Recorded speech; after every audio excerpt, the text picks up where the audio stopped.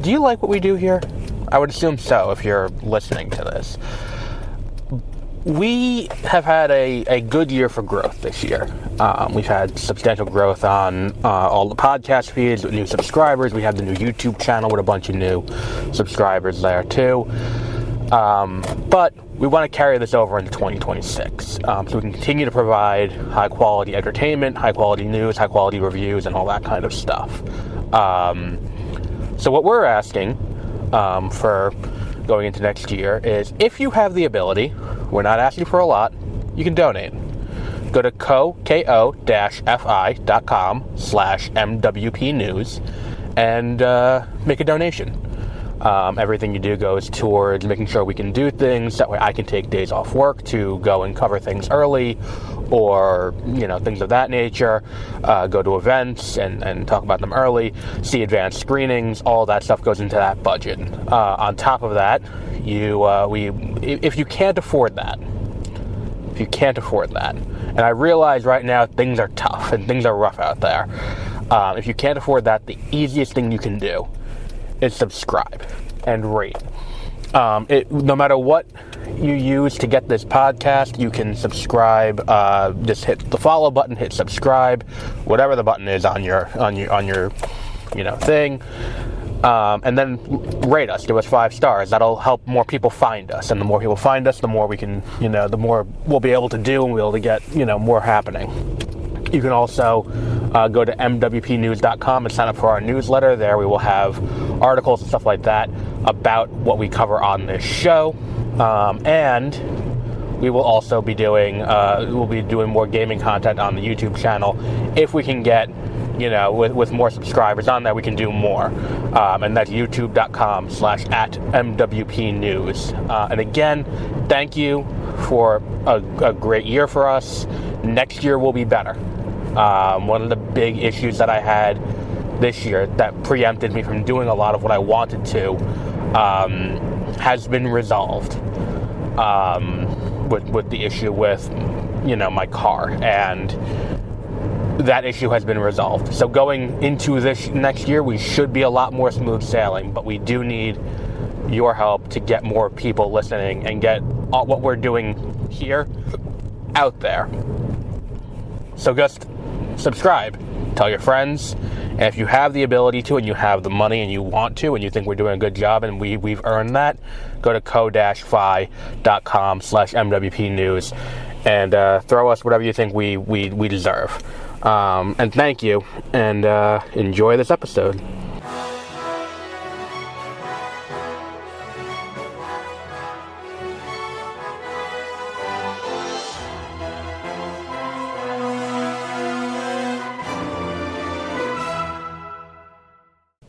Good evening and welcome to Exploring Hyperspace Lanes. I am Adam.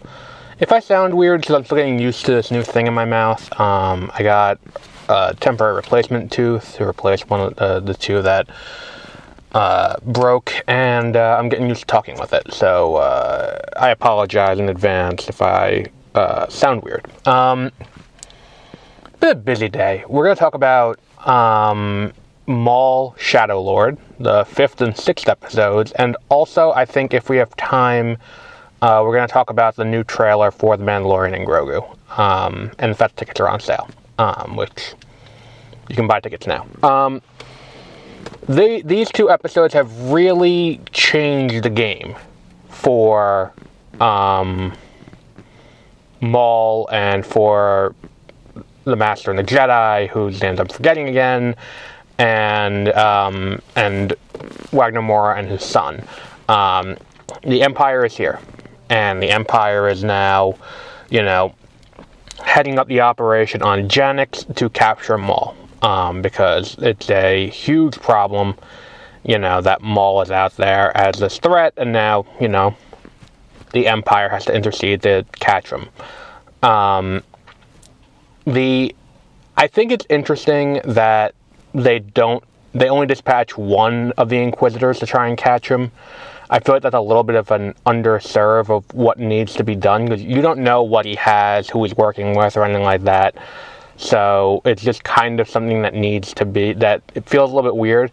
And and getting back to it, it's like, okay, the Inquisitor is the one from Ahsoka. Merrick was his name? I forgot his name. I think he's designated first brother. But he shows up, and in a way, I think this kind of shrinks the universe in kind of a substantial way. Because if he's the one who's facing off against Maul, and we know he ends up dead because in Ahsoka he's just a corpse reanimated by the Night Sisters, like, if that's the case, then I have a feeling we end up this show with Maul killing him. Which, again, like, did that need to happen there? Could it, like, it feels, again, we're shrinking the universe. Now it's like, now Darth Maul is directly involved in this guy's death. And I don't think that's necessarily something we needed. And in a way, it does put us in a situation where all of a sudden now everything is now tighter. And not in a good way. If it was like, hey, we had these Inquisitors and they faced off against these Jedi and some of them lived, some of them died, I feel like, having one of them be killed by a character we already know is kind of weak. And I feel like the thing about this, that as I'm saying this, I'm thinking about it like an Inquisitor show showing the order of the Sith Inquisitors, and then, like, what happens to each one and where they end off and what ends up leading to their demise would have been a really interesting show. And, like, I think that, like, maybe the other side of this would have been cool, but, like, the idea that, like, oh, and this guy who was this kind of large force in Ahsoka, and there's this big reveal, oh shit, he's dead the whole time. That whole thing loses a little something when you have it be Maul. That said, I also love the dynamic shift in this episode. Taking Wagner Moura, putting him on the run with his son and with the two Jedi, and forcing them into the situation where it's like, okay, they gotta run from the Empire, they gotta run from the Inquisitor, they gotta run from, everything. And then Maul shows up, it's like, oh fuck, now Maul's here too, and Maul begrudgingly is aligning with them. I love this dynamic, and I love the way this is working. Again, hopefully we get to the point, like, what I'm hoping for is that it's not Maul who kills Merrick or whatever the fuck his name is.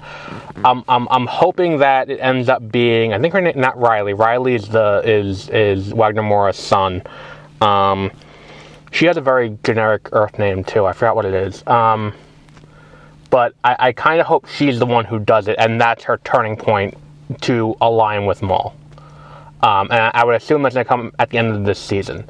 Like, we see Maul, we see the Inquisitor, I'm not going to keep attempting to say his name because I don't know what it is definitively.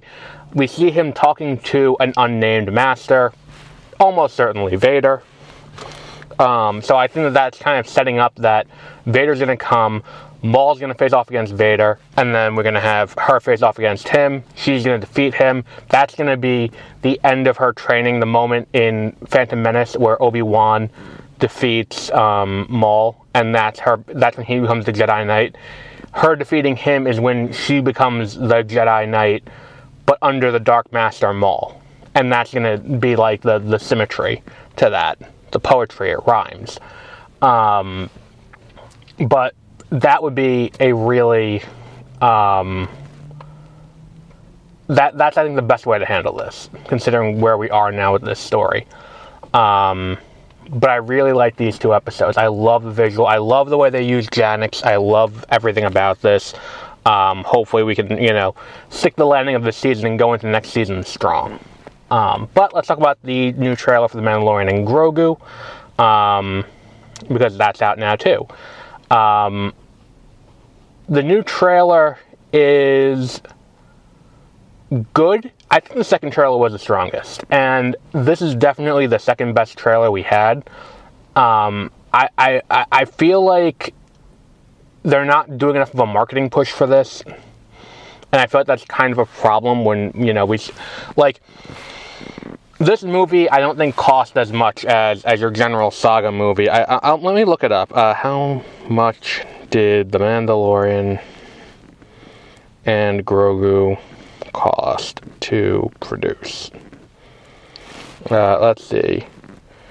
Via Star Wars leaks on Reddit, I'm seeing 166.4 million, which is less than the other movies. I mean, it's considerably less than Solo, but Solo had like a $500 million production budget because they shot that movie twice. But typically the Star Wars movies are about 200 to 250. This is considerably less. Cool. You got to recoup that money, though. And if you're not going to recoup the money very quickly, people can consider it a failure. It doesn't matter how well it does. It doesn't matter anything like that. And this is something where it's going to be a problem for, everything going on. If we get to the point that this movie is released and it is not an overwhelming success in every conceivable way, that's a problem. And I think part of it is they let off with a really weak trailer. And I think the other thing they're really fighting against is this idea of like, you're trying to convert people who watch the TV show to watching it in the theater. This is your first release in 7 years, 6.5 years. There's a lot that kind of is a bit of a problem with this, and it's a little bit concerning. I like the trailer. I mean, look, we might as well just call it the Glup Shido movie. That's basically what this is going to end up being, unfortunately. But that it is what it is. Hopefully, the end result is something kind of is entertaining. I mean, it's going to be good. It's going to be good enough because, like, even the worst episodes of The Mandalorian are still good enough. Let's just see how this manages to land this plane and see what we end up with. But we will wrap up there for today. Our next episode will be probably before our next episode of the penultimate release of Maul Shadow Lord, which will be next Tuesday, because Josie is back. So hopefully we will be getting her on. We'll be talking about our predictions from a year and a half ago, and we'll see what who did well with that. But until then, have a great rest of your week.